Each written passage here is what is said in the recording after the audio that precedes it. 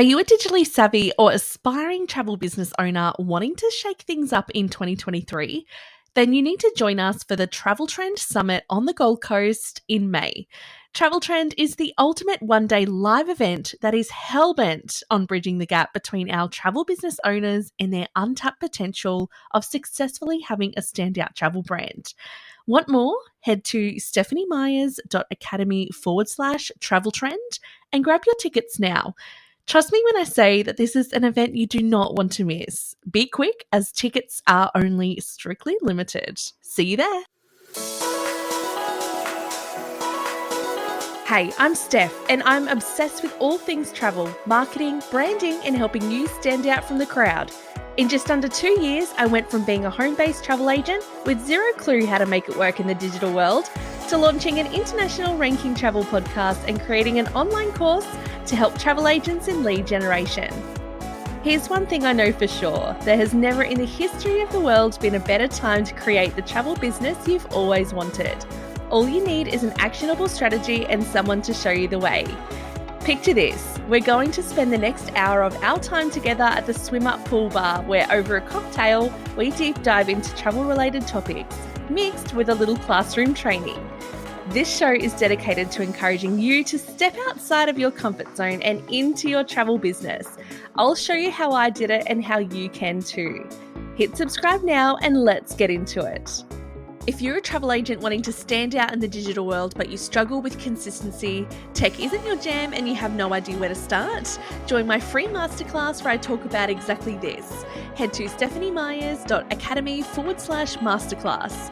You're listening to Unplug in Paradise, the podcast.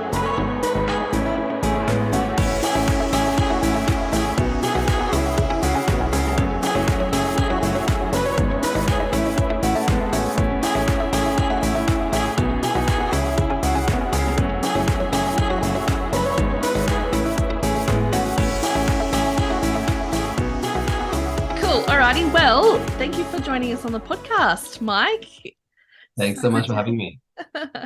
Thanks so much for joining. And also, Mike is one of our guest speakers at our Travel Trend Summit coming up in May next month. Oh, actually, no, it's this month now. We're in May officially. I can't believe that. Gone so quick. So, Mike, would you do the honors and introduce yourself? That would be fantastic. I don't think I could do you justice, to be truthful.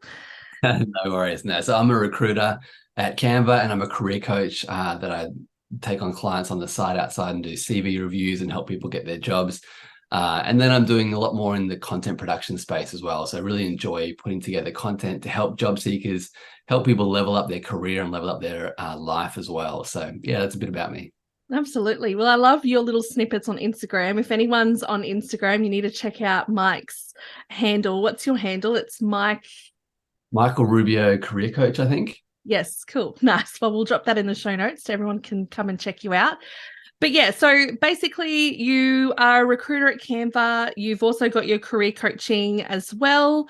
What's the biggest roadblocks that you come across when people are trying to seek jobs and get out there in the digital space? Like, what's their biggest fears, I suppose? Yeah, there's so much. It depends who you're talking to. I think the challenges are quite unique, whether you're a university graduate looking for your first role, or on the flip side, maybe you're more experienced and you got 15 years of experience. That comes with a lot of really unique challenges as well. Trying to find that job hunting in the senior market is quite hard as well.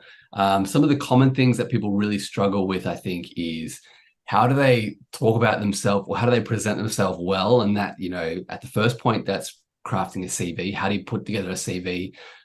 If you've got no experience, what do you talk about? If you've got so much experience, again, what are you going to talk about? And then, that definitely plays through from their LinkedIn profile or other social media potentially as well. And then interviewing. So yeah, being able to understand how to speak about yourself from a point of confidence, but also being able to qualify the achievements that you've had. So I think that's a lot of what I do with people, is help them really unpack and understand the amazing value that they do have and being confident in that, and then being able to communicate that effectively. So what that looks like is, whether that's through a video cover letter or a written cover letter or a CV or a LinkedIn profile. Those are the kind of things I think that some of the biggest roadblocks for people. Because it is hard. Like, I don't know about you, but I really struggle. If anyone asks me what it is that I do, I kind of like start muttering like blah, blah, blah, blah. Like, I'm a travel agent, podcaster, online course creator, event planner, mum. Like, what do you want to know? Like, there's no just one title, especially if you're, an entrepreneur or you're an online business. Like, Yeah. it's confusing. And then you've got that pressure of having a preconceived idea of what you would say about yourself, but then actually not giving yourself your exact merit that you deserve and the credits, because I think a lot of people play it down. I know I definitely do, but I think that's my fear as well. Like, I'm not connecting with what it is that I'm producing out there in the world. Yeah. And I think that would be a big thing for a lot of people, especially when they're trying to like get themselves out there, be seen, be vulnerable enough to be seen and have that authority. Yeah, definitely. Yeah. So another thing that you do really well is you love video content. And I know I wish I had your confidence with video content. I'm very much like, I like it, but I don't do it enough. So Yeah. what's the tips? Like, what do we do? Yeah, I think I am a massive advocate of video because I think, there's no other way that you can communicate at scale with a large audience in a personal way still, like you can with video. Yeah, I mean, I'm a big advocate in the job seeking world for people to use video. Like, I'm a big advocate of video cover letters, for instance. Like, if you look at, trying to put together who you are and everything about who you are and then write it down on an A4 PDF document, how do you really put yourself in that? Like, you can't bring across any personality, any passion, any spoken communication. Whereas a video cover letter, you can bring across so much more depth about yourself. But from a content point of view, video's been, a game changer for me, I think. Like, what originally pushed me into producing video content was actually more kind of business development, or I guess as a recruiter, when I used to be an agency recruiter, I found that video content would perform pretty well on LinkedIn, but not in the way I wanted it to. So I would do a promo and say, hey guys, I'm recruiting for an agency account manager. Send me a message if you're interested. Here's the cool things about the role. And no one ever bit, no candidates ever bit from those videos and reached out to me. But I got new business. I got new clients. I would see that LinkedIn post and be like, "Oh, you're recruiting. Actually, we need some help. Can you help us recruit?" Which was actually the thing I hated most about agency recruitment, was trying to find new clients and calling people up and saying, "Hey, can I work for you? Can I fill this role for you?" And I hated doing that. But whenever I produced video content, I kind of organically got clients. And I think that's when I kind of switched onto the fact that video content is so powerful because it shows who you are in a fairly honest, kind of real way. But I always get scared and intimidated by it still, like, especially posting. Like, I struggle posting on LinkedIn. Sometimes I struggle more posting on like my personal channels as well, like my personal Facebook page. Interesting. Yeah, it's a funny one. Like, I've got all these different channels like YouTube, TikTok, Instagram, LinkedIn. Oh, you're on all of them. Yeah, I find where I'm most known though is where I struggle the most. I get the most kind of imposter syndrome. So, so if I post on my LinkedIn, all my work colleagues see that, and I always freak out. Like, I always get that kind of, oh, what's everyone going to think about me? But I think for me, what I had to do is kind of realize that really get behind the motives of like, what am I trying to do? What am I trying to achieve with this video? And at the end of the day, I'm actually really trying to help people because I believe that I've got something that can actually really help people. A lot of people don't understand recruitment, how to get a job, jumping through some of those processes. So even though I'm not an expert, I'm not the most qualified to speak about this. There's, people in my team that are much smarter, much better qualified to give this advice. I've still got something that's going to be helpful to people out there. So I had to kind of look at that motivation and say, look, even if I might look like an idiot, even if I say something stupid, even if I stuff up, even if my colleagues think this is pretty amateurish, I still believe that putting this out there is going to help someone. It's going to be useful to someone. And if it's not, I'll stop doing it and I'll, take it down, delete it, whatever. But I had to kind of go back to the motivations, the reason why I'm doing it. I think that's really important because I speak to people, they're like, oh, I want to become a content producer. They buy $1,000 camera and they're like, I've got my studio set up. Now I'm going to start creating content. When in reality, I'm like, you've gone about it the wrong way. It doesn't really matter how professional your quality it is. Like, you just got to get a bit natural trying to talk to the camera. It's nerve-wracking.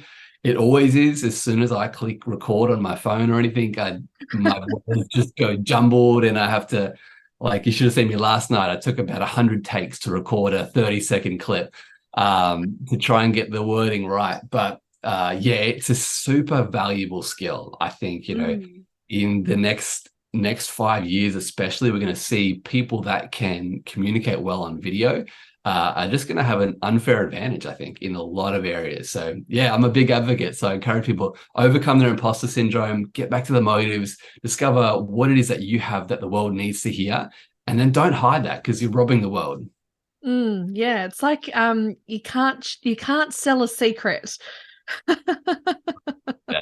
And if you had like the magic cure to say, if you, I suppose if you knew someone with cancer or your best friend had cancer or something, if you had the secret to cure it, would you keep it a secret or would you be out there speaking it to the world? I know what I would be doing. So yeah, I think there's a lot to be said around that. And also just being able to grow in that space. Like you said, you start off doing 100 takes or like a few different takes and you start thinking, okay, cool. It's like all those little gremlins. And we've spoken about imposter syndrome before on the podcast. It's one of those things that it is definitely a real thing once you put a label to it. Yeah. And I think once you put a label to it, it's easier to diagnose when it's happening in the moment because then okay, I know what this is. I know why it's coming up, but I know to like just shelf it because I need to just get this done.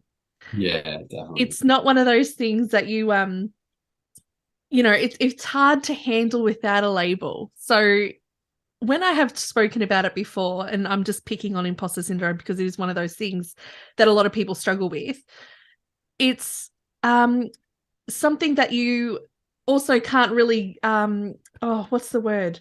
You can't overcome it if you don't have that passion and drive to continue going forward. It's easy to go, okay, cool, I've got this.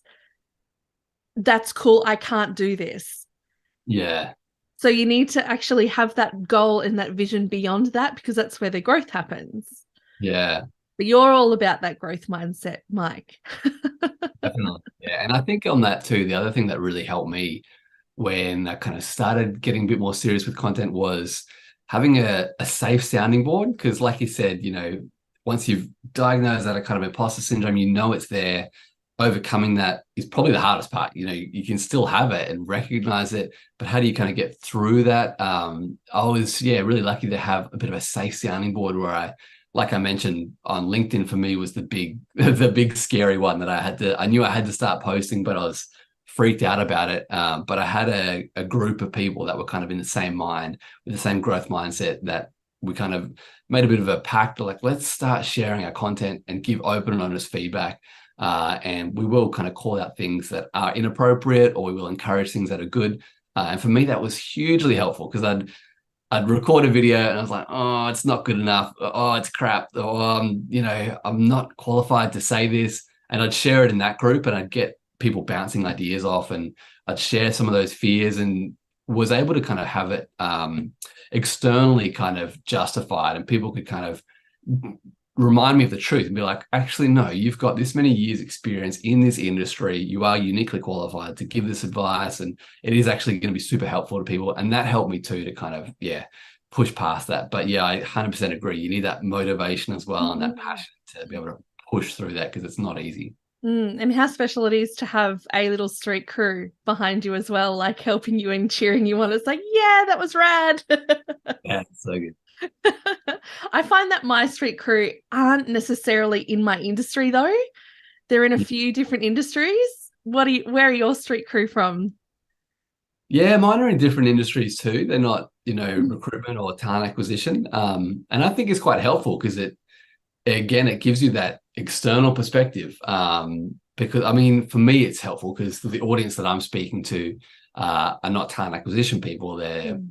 just job hunting. So I don't want too much of like a HR kind of recruitment lens on it. I want it to be on the other side. So yeah, it's Yeah. super helpful for me. And I would imagine too for you as well. It's handy to have people that aren't so across the nuances of your industry to kind of give that feedback. Yeah, absolutely. Even when you're creating different pieces of content and things like that, like I learned so much from people outside of my industry. And I Mm. suppose that's where the Travel Trend Summit comes into play. Like I've just picked all of my friends out of all different industries, made a run sheet, put them all in, and invited all my travel agent pals and industry folk to come along and, learn from everyone. So yeah, it's one of those things. And I think travel agents specifically, we don't tend to reach out to other industries. We're very much in this big travel bubble. This is our life. This is where we live. This is where we spend majority of our careers. Because I swear, like once a travel agent, always a travel agent. I've tried to leave the industry a few times and then you just get sucked right back in. Yeah. But yeah, in the landscape of Canva and being able to create, pieces of content that helps us stand out, what things is Canva on board with at the moment? Like I know video content's one of them, but then I know there's a few other cheeky little updates and things like that are happening at the moment. What's booming? What's trending? Yeah, so much. I'm like, even though I work at Canva, trying to keep on board with all the product releases and everything that's happening. Even though, Canva's always open on my browser, so I'm constantly using it on a day-to-day, on a work basis. Yeah, still I'll, just spend some nights experimenting with new things that are happening because there's a lot of really exciting things. I think especially like I think where some of the key value is going to be for people kind of like yourself, like those multi-passionate, multidisciplinary people that, maybe you have a current job, but they've got these other things on the side. They're building their own businesses. They're building their own communities on social media. They're starting to create content. For people like me, I'm doing that too. And I'm pretty time poor because I've got a full-time job. So any content I produce on the side, I want it to be scalable. I want it to be able to be repurposed fairly easily. So yeah, there's some really cool things like using AI and artificial intelligence to help produce and scale some of the content we're doing. So we've just released a few different AI tools. One of them is a magic design. So you can literally open up Canva and drop in a picture of, I don't know, for you, it could be a picture of Bali. Upload a picture that you've got from your Bali holiday and say, create a pitch, create a travel brochure about why you should go to Bali. And Canva will, from that, automatically generate a 10-page long deck that you can just send straight away with graphics, images, text, a No whole kind of thing. way. It's incredible. I tried it for something that I was doing for giving career advice to people who are wanting to create a video cover letter. I said, give me a pitch deck on creating a video cover letter. And it produced a 10-page long deck with info, justifications, reason why. So it's a pretty wild time, like where you can just lean on the power of these powerful tools to amplify your experience, use your kind of creative mindset, but then get the tools to do a lot of the grunt work for you. Yeah, I haven't had much of a chance to play around with all of that yet, but in the world of AI and everything kind of helping create everything, what's your feelings about it? Like, I know I'm pretty excited about it, but then I'm also, there's an element of uncertainty and probably a bit scared that maybe there's some people out there that are probably not going to have jobs very soon. It's just, I don't know, trumping the world. Yeah. Yeah, look, I think to be honest, when like a couple of months ago, when the whole world was flipped on its head with the generative Mm. AI, I was probably a little bit in that boat too. I'm like, what is going to happen? Like this world is going to completely change in the next year. And since then, I've got really invested. Like I've spent hours in ChatGPT and DALL-E and creating in Canva's magic AI stuff. Spent a lot of time using it both for some work stuff as well as just for some fun stuff. And I think now I've kind of landed at the point of view where I've seen a lot of people say, like, it is similar to a calculator, a much smarter calculator, but it really is just going to be a work tool. Because as good as the new models are, they're getting better and better every day, and they can do more and more every day. They're still very reliant on humans. Like, you can't just, as much as you see, I see different people on YouTube or TikTok talking about how it's, they've replaced themselves with AI. It just doesn't work like that. Like, you have to be very hands-on. You're constantly prompting and tweaking the prompt. And once you spend the time and invest in it, then it will make huge efficiency increases. But yeah, it's not at the point where it's going to be able to replace people. And I don't think it will be for a long time. I think, the way I see AI is that it's going to enhance people's creativity. It's going to enhance people's efficiency and make them more effective at their job, enable them to do more and spend more time on doing what they really love doing. Like, you think about what our unique special thing is. Humans are amazing at creativity when they have the time and capacity to do it. We're not super efficient at digesting large data sets and summarizing that. And, some of the things that AI is just so good at doing, humans, some people love that. Most people enjoy where they can really be a bit more creative themselves. So yeah, I think it's a really good tool that we're going to see a lot more really strong use cases for. And yeah, I'm personally not super worried about it in that sense. There's definitely a lot that needs to still be worked out though, but that's for sure.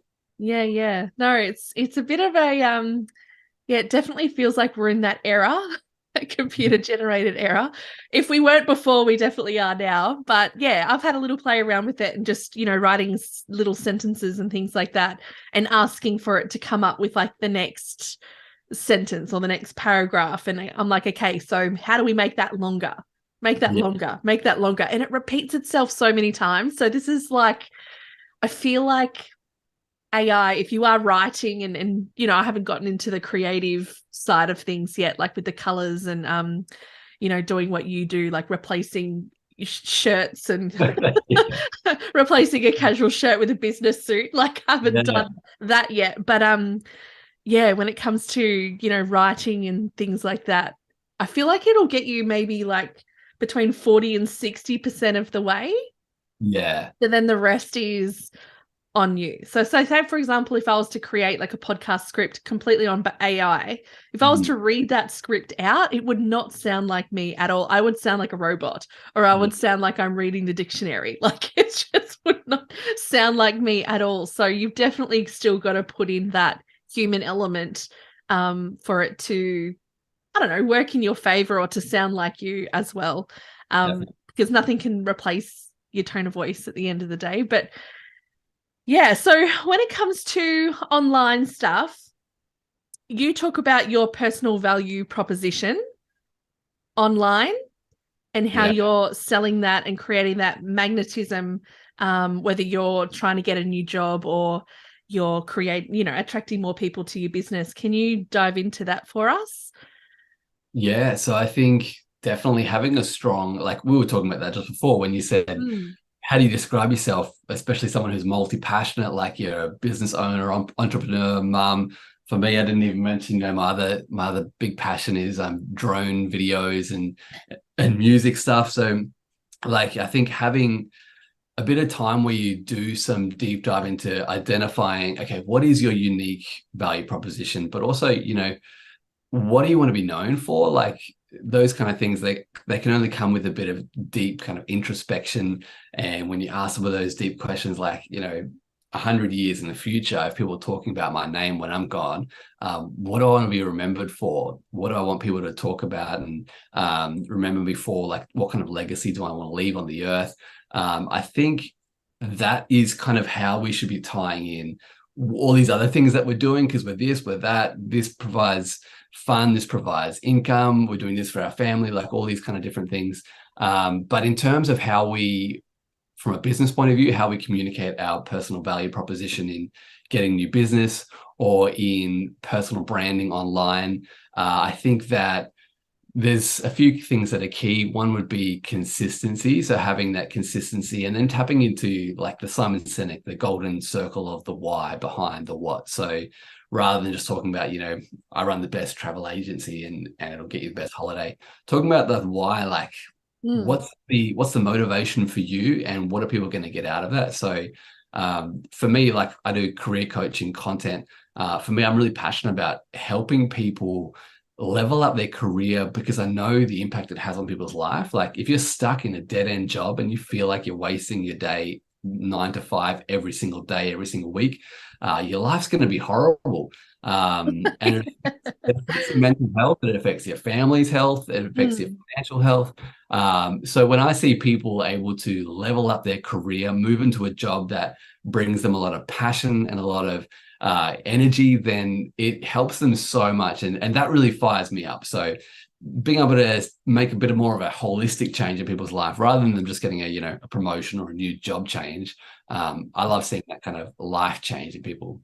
I want to ask Mike, if someone has never created a piece of content before, I know Canva is definitely the right place to start.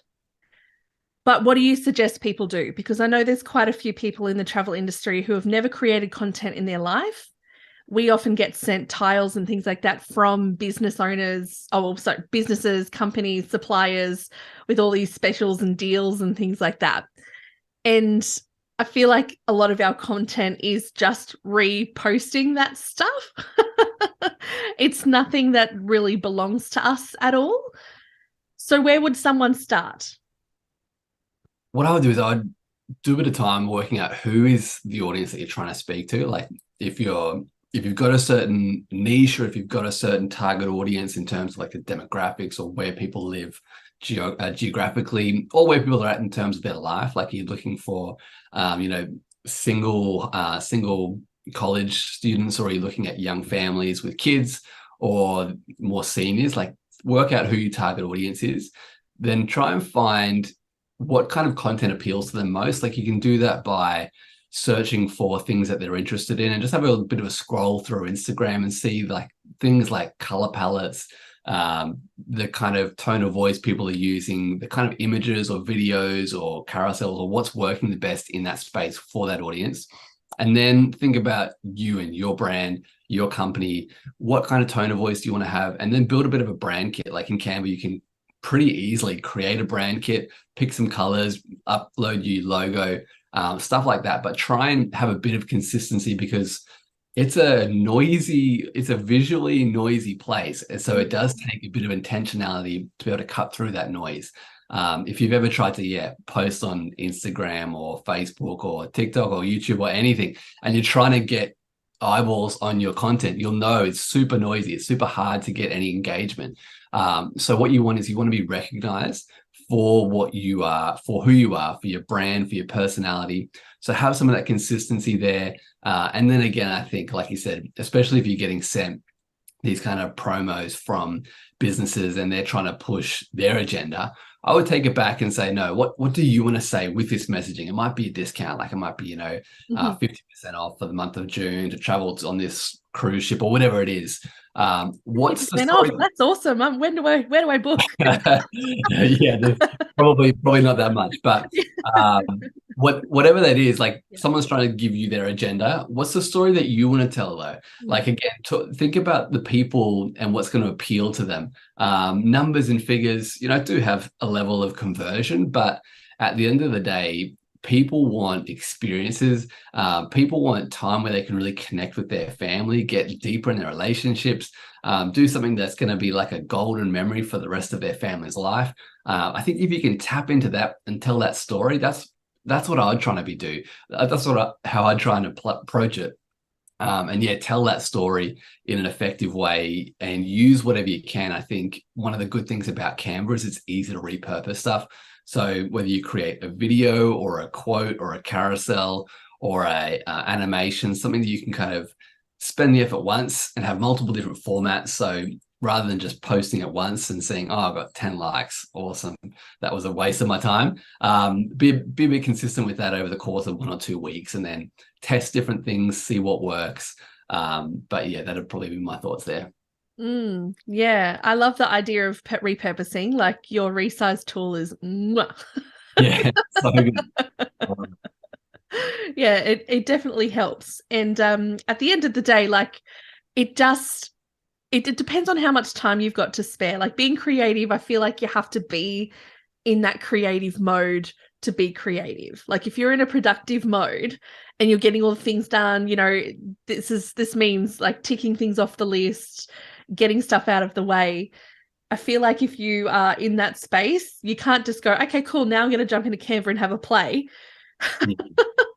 because you're not in that creative mode. Because I feel like anytime that I'm online and I'm in Canva and I'm just spending hours, I'm not going to anyone's agenda. I'm just playing, I'm just designing, and obviously I take way too long. Like it's probably the biggest time suck in anything that I do in my business is the design. Like I'm forever moving things around and going, cool, I don't like that, I like that. Like it's hard, but it is fun. Like just to jump in and play is the Yeah. first thing. And some people, like I have some students inside of my travel agent runway program who, like we've just discussed, have never created a piece of content before in their life. But then they realize that it's not as hard as that they think it is. Mm. But then when they jump in and start playing, they're like, oh, this is actually really fun because, in a past life, I used to be an artist, Yeah. and they get to like their Cool. 60s and 70s and they're in my program going, I need help. Like, but they realize that they've actually got all these skills. It's just Canva's harnessed all of that and created like a palette that they can just tap and dab and just go along and add in all the little brand assets and things and yeah, create something beautiful for their business, but they don't realize that they've already got those skills. So it's not as scary. It's just doing it in a digital format rather than picking up a brush and actually physically doing Yeah, it. definitely. Yeah, it's super special. So Canva's done a heap of things, a heap of improvements and things, but one thing that I noticed recently was that Canva in the Canva's visual economy, which we'll be deep diving more so at the Travel Trend Summit.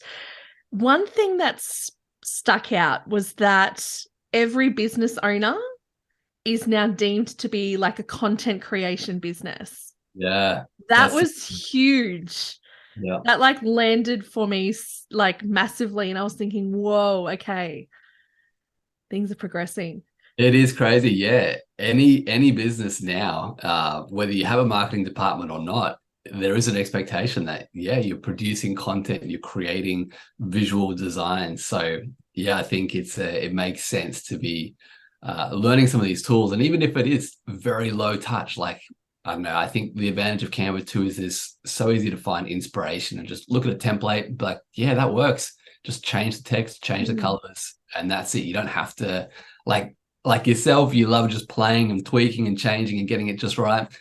Some people might not, they might hate design, they might hate that kind of thing. So you can keep it super simple too, but the power of, yeah, visual communication is only going to be increasing, that's for sure. What's your type? What's your favorite type of visual communication other Uh, than video? I really like talking presentations, which is like a mix. It's kind of cheating because it is video, but it's a deck. We use them heaps at Canva internally. So we send these things. If we can't do a Zoom meeting because we have staff in London and US and Philippines and China, so time zones don't always work. We'll do a lot of these talking presentations. So we've got a deck that we need to present. We need to talk through a strategy or something, goal planning, or do some brainstorming. We'll have that deck, and within Canva, we'll do a little talking head recording. So you can kind of record 5 minutes or half an hour, however long, and then just send that link to someone. So I really like that format because it's I hate just getting spoken to by someone. I'm very visual. I like looking Me at a too. presentation. Like Yeah. if you're going to give me a list of 10 things and you just say them, it just goes in one ear and out the other ear. But if I can read along with you and follow the dot points as you're talking through, much better if it looks visually appealing too. I'll kind of it helps me remember stuff. So yeah, I really like the talking presentations is my kind of format, my go-to format. Oh, I reckon travel agents could use that. I reckon so. I use it every day as a recruiter. It's brilliant. Oh my gosh, cool. So if you were doing a quote for somebody or you were trying to, upsell them on a different particular like cabin category on a ship or something, you could create like a 5-slide like deck in Canva with all the photos and things with your little talking head talking. Yeah. Oh, that would work so well. It's like creating a professional kind of pitch that's scalable and super powerful because it's more personalized, super visual, but you still got your personality in there as well. So I think it marries the best of all of the power of your personality and visual communications. Yeah, I love it. And I feel like because there's a lot of travel agents tuning in who actually have their own businesses, but they work from home. So Yeah. they don't normally see people, or, they usually do things via email. So it's kind of like a faceless economy, really, like where you know who you're talking to and you know who is going to help you when you're on the other side of the earth. You know Yeah. who's going to help you if you get stuck. But yeah, that would be that's a beautiful way to service those people. I think that's awesome. Mike, thank you so much for joining us on the show. Do you have any last words that you'd like to share with our travel industry people? No, I think that's great. I'm really excited about the summit coming up. I'm really excited to talk more deep dive about the visual economy and why it's so important for the travel industry in particular, or small business owners or anyone who wants to create that kind of content. But yeah, love what you're doing, and thanks so much for having me on. Thank you so much. It's been a blast. So we will find you on Instagram at michaelrubio.careercoach. awesome. Thank you so much, Mike. We'll catch you soon. Sounds good. Thanks so much, Stephanie. See you. Bye.